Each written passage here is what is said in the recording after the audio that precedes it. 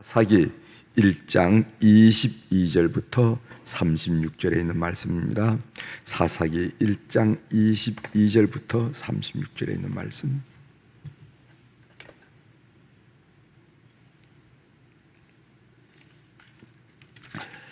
이제 1장 22절부터 제가 봉독해 드리겠습니다. 요셉 가문도 베델을 치러 올라가니 여호와께서 그와 함께 하시니라. 요셉 가문이 베델을 정탐하게 하였는데 그 성읍의 본 이름은 루스라. 정탐꾼들이 그 성읍에서 한 사람이 나온 것을 보고 그에게 이르되 청하노니 이 성읍의 입구를 우리에게 보이라. 그리하면 우리가 네게 선대하리라 하매 그 사람이 성읍의 입구를 가리킨지라. 이에 그들이 칼날로 그 성읍을 쳤으되 오직 그 사람과 그의 가족을 놓아 보내매 그 사람이 헷 사람들의 땅에 가서 성읍을 건축하고 그곳의 이름을 루스라 하였으니 오늘까지 그곳의 이름이 되니라. 므낫세가 벳산과 그에 딸린 마을들의 주민과 다낙과 그에 딸린 마을들의 주민과 돌과 그에 딸린 마을들의 주민과 이블라임과 그에 딸린 마을들의 주민과 무깃도와 그에 딸린 마을들의 주민들을 쫓아내지 못하며 가나안 족속이 결심하고 그 땅에 거주하였더니 이스라엘이 강성한 후에야 가나안 족속에게 노역을 시켰고 다 쫓아내지 아니하였더라.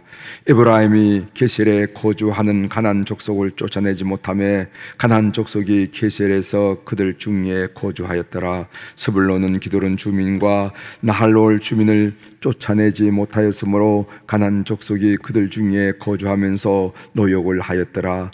아셀이 악고 주민과 시돈 주민과 알립 주민과 악십과 헬바와 아빅과 롭 주민을 쫓아내지 못하고 아셀 족속이 그 땅의 주민 가나안 족속 가운데 거주하였으니 이는 그들을 쫓아내지 못함이었더라. 납달리 베세메스 주민과 벳아낫 주민을 쫓아내지 못하고 그 땅의 주민 가나안 족속 가운데 거주하였으나 베세메스와 벳아낫 주민들이 그들에게 노역을 하였더라.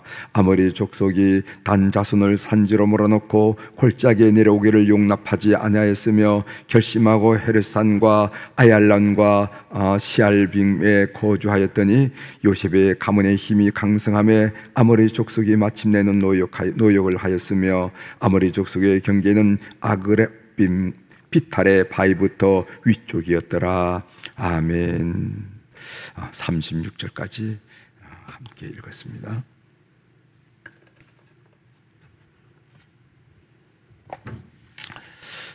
오늘 우리가 읽은 사사기 1장의 마지막 부분을 중심으로 주제를 신앙은 한 번 타협하게 되면은 더 많은 양보를 해야 합니다. 이런 주제로 같이 은혜를 나누고자 합니다. 신앙은 한 번 타협하게 되면은 그래 알아서 그래 입장이 그렇다면 이렇게 한 번 타협을 하게 되면은 계속 더 많이 양보를 해서 결국은 아무것도 아닌 존재로 만들어낸다 하는 얘기를 함께 하도록 하겠습니다. 요즘 코로나로 사회적 거리두기 4단계, 그리고 무더위 이런 환경 때문에 감사를 잃고 사는 것은 아닌가 이런 생각을 해요. 우리 강단에서 감사에 대한 얘기도 많이 하고 성경에서 감사에 대한 말씀을 많이 읽기도 하는데 우리가 오히려 감사란 단어를 잊고 살고 있지 않은가 하는 그런 생각을 합니다. 감사라는 것은 엄청나게 큰 일에서 감사를 발견하는 것이 아니라 아주 사소한 일에서 그리고 또 일상 무슨 여행을 다녀온다거나 무슨 뭐를 했을 때 참 좋다 감사하다 이렇게 얘기하는 게 아니고 일상 아침 먹고 점심 먹고 저녁 먹고 직장 다니고 퇴근하고 아이들 보고 가족들과 식사하고 이런 일상 속에서 감사를 발견해야 되고 평범한 일에서 어떤 특별한 일이 아니라 평범한 일에서 감사를 발견하고 고백하는 것이 감사의 생활이라 이렇게 믿습니다. 그래서 저는 요즘에 새벽 기도 끝나고 기도할 때 우리가 기도의 요소로는 찬양과 감사, 두 번째는 회개, 세 번째로는 기도, 네 번째는 중보, 뭐 이렇게 하면서 우리가 보통 이제 기도를 순서를 이어가잖아요. 그럴 때 이 감사에 대해서 제가 좀 치중을 하면서 어제 내가 하루를 살면서 하나님께서 나에게 베풀어 준 감사한 일이 무엇일까? 누구를 만났지? 어떤 대화를 했지? 하면서 생각하면서 하나님께 감사합니다 하는 그런 고백을 하려고 애를 씁니다. 여러분 기억하십시오. 우리가 코로나19로 사회적 단절이, 거리두기로 인해서 단절, 그 다음에 또 더위 뭐 이런 것으로 인해서 자꾸만 위축이 들고 자꾸만 답답하다는 생각이 내 마음을 장악하게 되면은 우리에게 정말 중요한 이 감사라는 것을 잊고 살 때가 많이 있다는 것이죠. 감사를 꼭 생각하면서 여러분 심령 속에 작게나마 감사를 회복하는 그런 일들을 꼭 경험하게 되기를 주의 이름으로 부탁을 드립니다. 오늘 이 본문이 이제 사사기 22장부터 사사기 1장 22절부터 36절인데 오늘 본문 내용 중에서 26절을 설명을 하고 본론에 대한 말씀을 여러분께 드리려고 합니다. 26절에 이런 말씀이 있어요. 그 사람이 헷 사람들의 땅에 가서 성읍을 건축하고 그곳의 이름을 루스라 하였더니 오늘까지 그곳의 이름이 되니라 하는 그런 말씀이 있습니다. 이것은 요셉 지파 점령에 대한 이야기인데 요셉 지파가 할당되고 약속된 베델을 치러 올라갔습니다. 여러분 이 베델이라 하는 것 어떤 그 이름을 알죠? 하나님의 집이라, 베트엘, 하나님의 집이라 하는 그런 뜻입니다. 그 성읍의 원래 이름이 뭐냐면 루스였습니다. 루스. 이 루스란 말은 뜻은 살구나무. 아마 그 마을에 그 동네 그 지역에 무슨 살구나무가 하나 있은가 봐요. 오늘날 같은 그런 살구나무, 우리가 보는 그런 살구나무가 아니라 살구나무로 칭해지는 그런 나무가 있어서 거기서 루스 이렇게 말하지 않았는가 이렇게 생각이 듭니다. 요셉 정탐꾼들은 그 성읍에서 나온 사람을 만나서 그에게 말했습니다. 이 성읍의 입구를 우리에게 보여달라. 그러니까 성의 입구가 뭐 다 위장을 해놓고 이러니까 어딘지 모르고 처음 가는 사람들이 모르니까 성의 입구를 우리에게 보여달라, 가르쳐달라. 그러면은 우리가 너에게 선대 호의를 베풀리라 이렇게 말을 했습니다. 이에 그 사람은 요셉 지파 군사들에게 성읍의 입구를 가르쳐줬고 요셉 지파는 칼날로 성읍을 치고 그리고 성읍을 안내했던 그 사람에게는 선대했습니다. 그런데 그 사람은 이스라엘 백성에 동화된 것이 아니라 그러니까 베델로 사는 것이 아니라 헷사람의 땅으로 가서 거기에 자기 나름대로 성읍을 건축해 놓고 그 이름을 루스라고 불렸더라. 이런 얘기가 오늘 본문에 나온다 이 말이죠. 루스란 말은 살구나무 집이라, 살구나무란 말이라는 거죠. 이것은 우리들에게 무엇을 말해주냐고 하냐면은 소위 사사기 1장에서 가나안 점령 전쟁 이후에 가나안 문화가 뿌리 뽑히지 않았음을 우리에게 보여준다는 거죠. 이스라엘 백성 사이에서 다시 살아남으로 이 가나안 문화가 점점 마치 누르기 밀가루를 이렇게 부풀려 오르게 하듯이 소위 가나안 땅에 사는 그 이스라엘 백성 사이에서 그 가나안 문화가 서서히 정착하고 뿌리를 내린다 하는 그런 의미를 우리에게 암시하고 있음을 우리는 알게 됩니다. 성도들의 신앙생활도 마찬가지입니다. 성도들이 예수님을 만나고 예수님을 믿고 예수님을 만나면은요 예수님으로 충만해야 되잖아요. 그것을 우리가 성화라 이렇게 말할 수가 있는 거죠. 성령 충만, 말씀 충만, 거룩함으로 그런데 다시 세상으로 돌아가서 세상 것으로 충만해질 수가 있어요. 이걸 우리가 앞에 것을 성화된다 이렇게 말한다면은 뒤에 것은 세속화된다는 거예요. 세속화된다. 자꾸만 성도들이 이름은 거룩한 물인데 거룩한 물 그만 세속화된 있어요. 지난번에 가진 부모학교에서 강사들이 이구동성으로 했다는 얘기, 그 얘기가 무슨 얘기냐면은 크리스천 부모들이 교회 나와서는 무슨 성화되는 것 같은데, 말도 달라지고 얼굴도 달라지고 성화되는 것 같지만은 자녀 교육 문제에 일어서는, 부동산 문제에 일어서는 세상 사람들과 전혀 다르지 않다라는 거예요. 이것을 우리가 지적했습니다.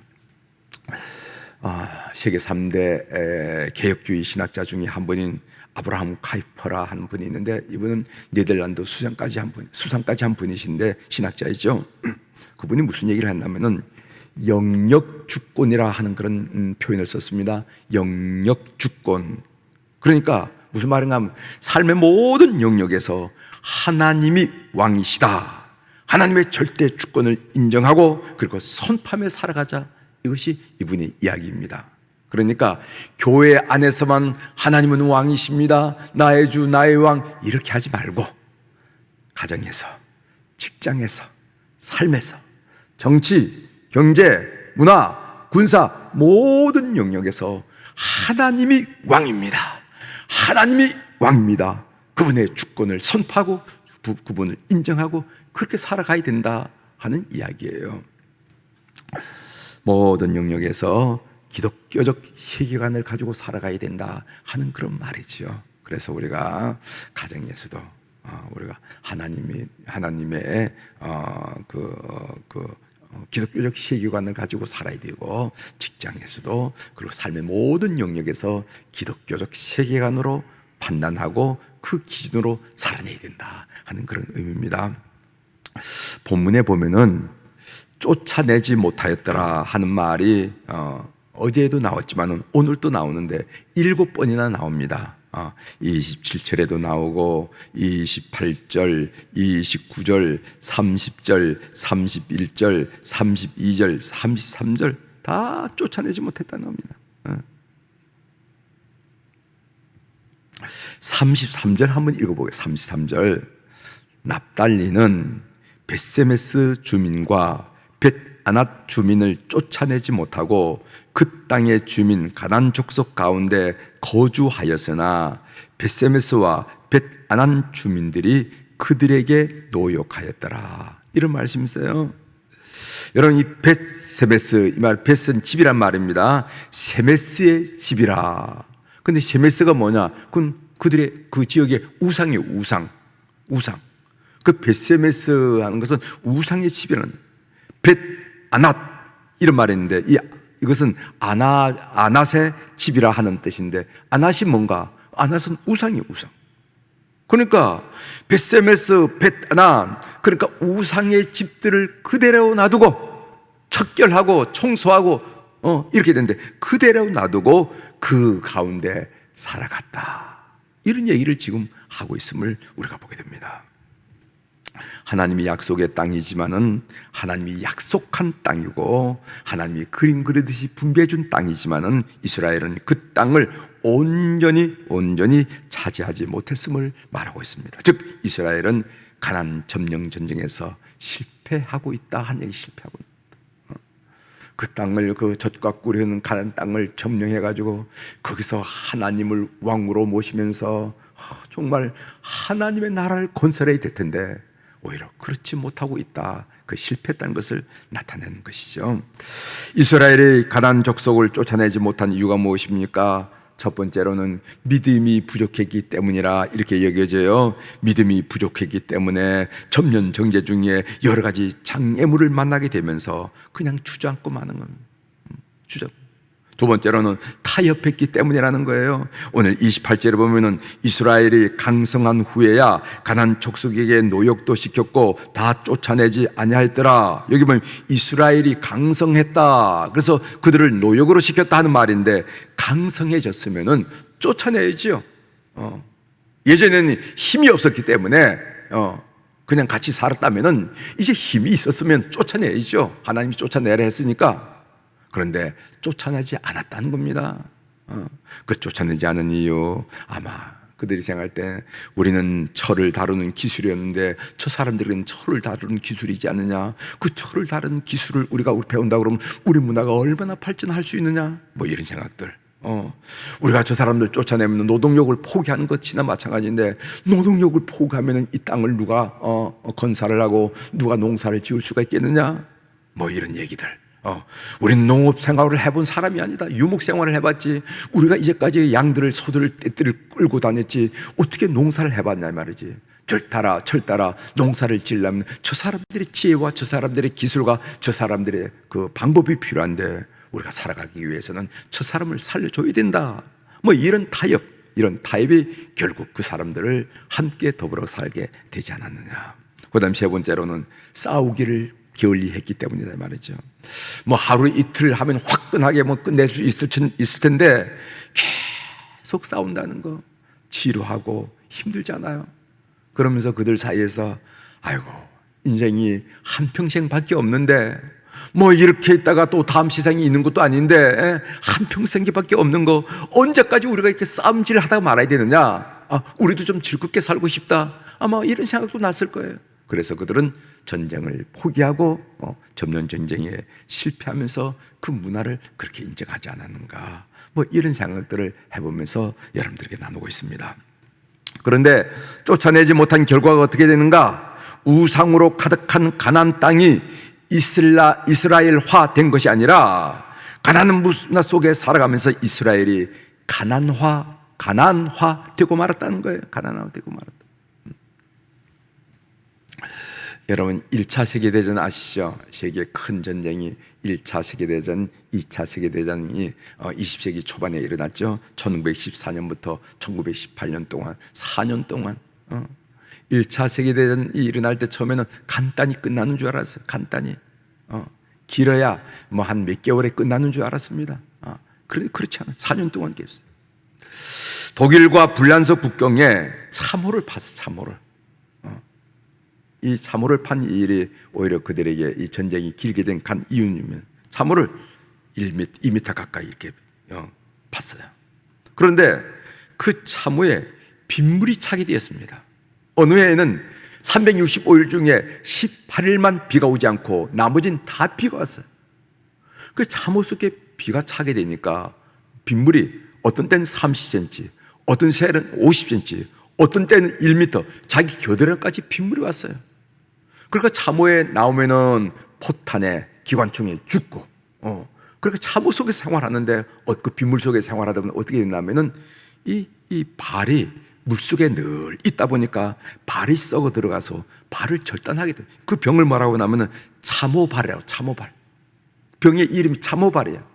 그 습진데 그 물속에서 나오면 죽으니까, 그 속에 있을 수밖에 없으니까 거기에 이렇게 365일 살다 보니까 싱싱한 우리 육체가 발부터 썩기 시작하는 거예요.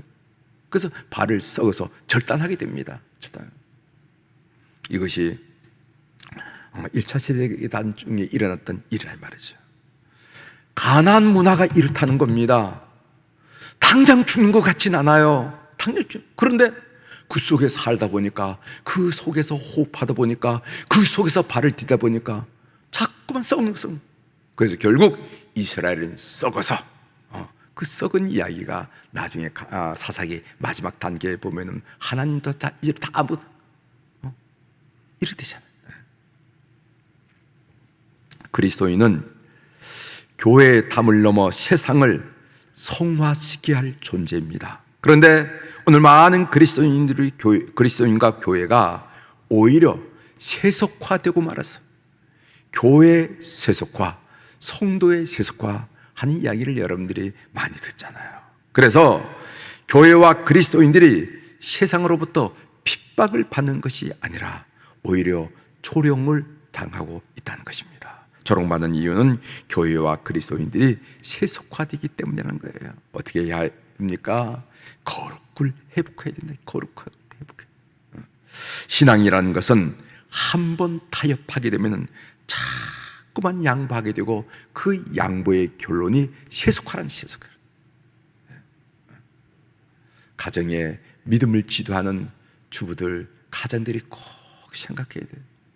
오늘은 이것만큼, 오늘은 이것만은, 이렇게 하나하나 타입해 보면 결국 가정은 세속화시키고 말고 가족들의 영혼은 세속화되고 만다는 거예요. 세상 사람과 그리스도를 이니 구별하는 유일한 방법은 거룩밖에 없어. 거룩. 뭐 돈이 많다고 크리스천이라고 얘기하겠습니까? 지위가 높다고 크리스천이라고 얘기를 하겠습니까? 얼굴이 잘생겼다고 크리스천이라고 얘기하겠어요? 세상 사람과 그리스도인들을 구별하는 유일한 방법은 저분 거룩한데 그리스도인인가 봐 라고 얘기되는 거죠. 이렇게 해서 가정을 성화시키며 여러분 영혼을 성화시키는 우리 교우들이 되기를 주의 이름으로 부탁을 드립니다. 기도하시겠습니다.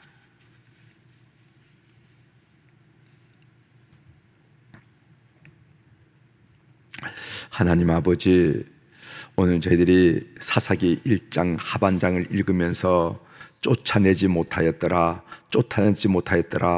그 거듭되는 7번이나 거듭되는 이 이야기를 통해서 오늘 이 시대에 이 말씀이 주어지는 메시지가 무엇일까 묵상하는 가운데 함께 은혜를 나누게 도와주시오니 감사를 드립니다. 하나님 앞에 죄송스러운 고백도 드렸습니다. 오늘날 교회와 성도들이 세상으로부터 핍박을 받는 것이 아니라 오히려 조롱을 받고 있다는 것, 그 조롱을 받는 이유가 무엇인가? 그것은 우리가 성화된 것이 아니라 오히려 세속화되었기 때문이라 하는 얘기를 아픔을 가지고 함께 나누었습니다.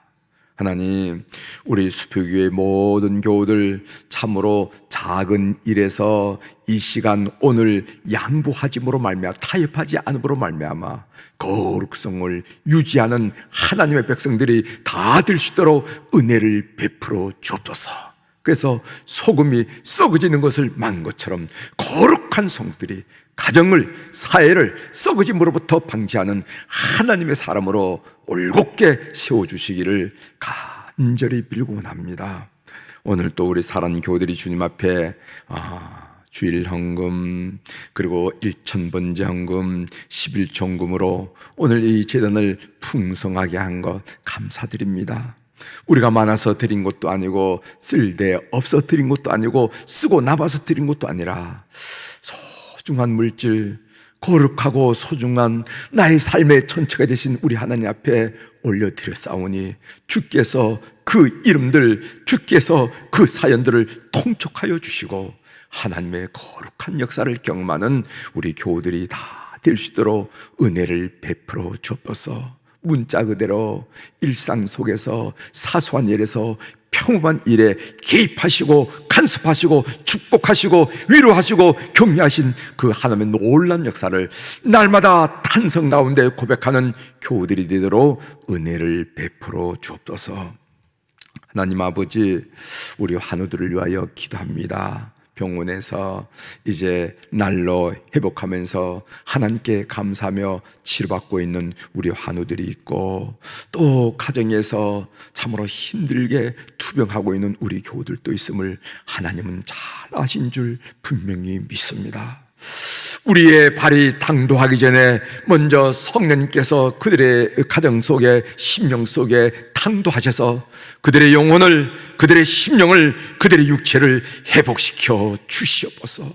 그래서 심령 가운데는 감사함으로, 기쁨으로, 소망으로 충만하게 도와주시고, 육신 또한 우리 하나님께서 역사하심으로 가장 가는 실필줄의 이르까지, 가장 적은 세포의 이르까지 주님께서 치료의 강선을 비춰주심으로 회복의 놀라운 역사를 경험하는 우리 교우들이 되도록 오늘 또 주님 붙들어 주시옵소서.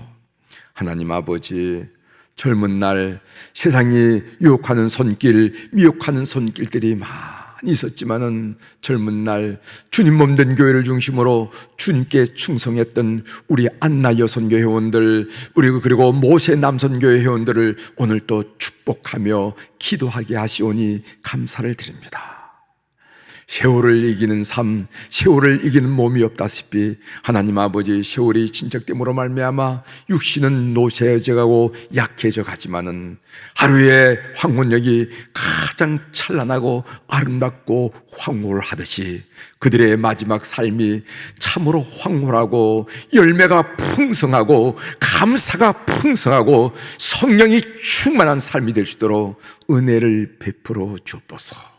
그래서 온 가족이 그들 속에 내주하시고 임재하시는 하나님을 경험하게 도와주시고 한마디 한마디 기도할 때마다 대를 이어 믿음이 계대되어서 그 축복의 물줄기가 이어지는 것을 보면서 하루하루 영광을 아버지 앞에 올려드리며 감사를 아버지 앞에 올려드리는 어른들의 삶이 될 수 있도록 은혜를 베풀어 주옵소서. 특별히 하나님 저들의 건강을 꼭 지켜주시옵소서. 영혼은 주님과 내밀한 교제 속에 거하게 하시고 마음속에도 기쁨 감사가 충만하게 하시고 그 육체도 그들의 육체도 온전하게 하여 주셔서 건강하게 출입할 수 있도록 우리 하나님 인도하여 주시옵소서. 하나님, 오늘 우리의 자녀들 우리의 손자들을 주님 앞에 올려드립니다. 주님, 그들을 향한 기대, 그들을 향한 바람, 그들을 향한 소원인 줄 믿어 우리 가운데 주신 줄 믿사오니 주께서 붙들어 주셔서 그들의 삶을 이끌어 주시옵소서. 하나님이 이끄셔야 이끄심을 받는 줄 분명히 믿사오니 주께서 저들을 지도하여 주시옵소서. 오늘 또 하늘의 주권과 땅의 주권을 가진 우리 주님의 그 권세 있는 이름으로 선포합니다. 이 새벽에 선포합니다. 내 영혼이 잘된 같이 범사가 잘되고 강건한 축복을 우리 모든 교우들이 하루 24시간 사는 동안에 누리게 도와주시옵소서. 입가에 감사의 고백이 충만하게 도와주시고 마음속에도 감사의 마음이 충만하게 도와주시고 얼굴에도 감사의 꽃이 화색에 변하는 우리 성도들 다 되도록 역사하여 주시옵소서. 감사드리며 예수님의 이름으로 기도 올려옵나이다. 아멘.